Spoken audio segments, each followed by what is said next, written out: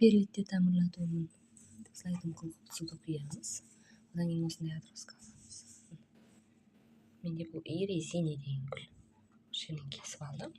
Перлитке орналаштыратын боламын енді.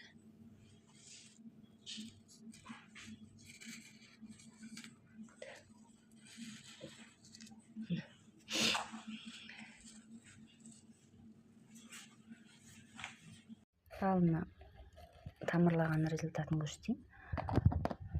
1 аптадай убакыт турду.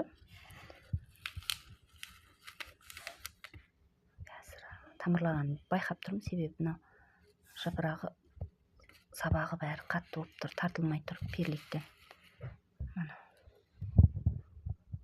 тамырларын көрсөтейин. Мына тамырлары бар. Тамырлап тур, енді осылай еге беруге болот. Перлит менен бирге стаканга, топуракка. Мына тамырлар.